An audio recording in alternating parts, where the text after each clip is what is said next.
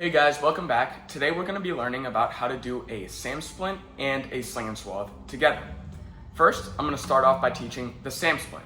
This is a malleable aluminum splint that is made for stabilizing fractures of the extremities, whether that be ankles, legs, arms, any extremity, SAM Splint can be used for it. The way I'm going to show it is going to be from a radial fracture, so on the forearm. The first thing you want to do before using a SAM Splint, or any other intervention for that matter, is check PMS. So I'm going to go ahead, check for the pulse, make sure it's present, squeeze my hand, close your eyes. Which finger am I holding? Pointer finger. Okay, now that I know that PMS is good on both sides, I can go ahead and start my intervention. For this scenario, we're going to say Matt has a broken left radial. What I'm going to do with my SAM Splint first, before doing anything, is flatten it out like this, and then curve up the inside so that there's a little bit of a handhold for the patient to have. Before I start, I also want to cave in the SAM Splint a little bit, like a valley, to make it easier to size.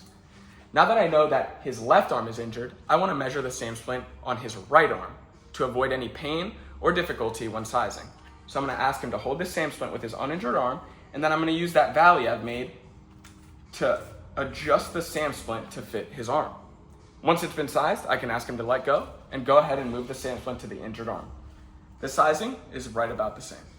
Once the SAM Splint is on, I'll ask him to hold it, and we'll use the spiral bandaging technique to get it down.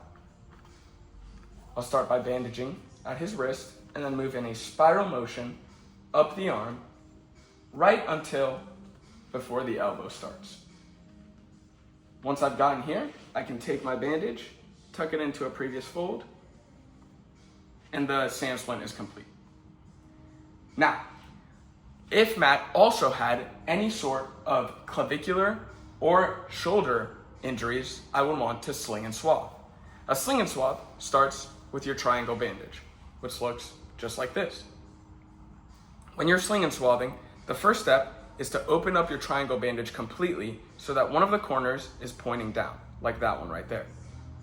You're gonna wanna take that corner and make a small knot right there at the base. That is gonna be a pocket for Matt's elbow to go in. I'm gonna take that pocket, put his elbow in it, and then take both sides of the triangle bandage and pull them through, like this. Once I've got them both through, I'll take the near side of the triangle bandage and hang it over his near shoulder, and I'll take the outside of the triangle bandage and hang it over his far shoulder. After I've gotten it here, I can ask him to put his arm in a position of comfort, cover up the rest of it, and then move to the back and make a quick knot. There, your sling is complete, providing support to this area of the body. However, I also want to minimize any movement of the shoulder in this direction. So I'm going to take an ace wrap and swathe it to his chest. I'll ask him to raise his arm, and I'll just pass this ace wrap around him and tie down his arm so that it's not moving anywhere. Ace wraps can be short, so you can just tie it down just like that. Once you've finished that, you'll check PMS one more time. Pulses are present. Can you squeeze my hand? Close your eyes. Which finger am I holding? Pointer finger. You're done. That is your Sling and Swathe and your SAM Splint.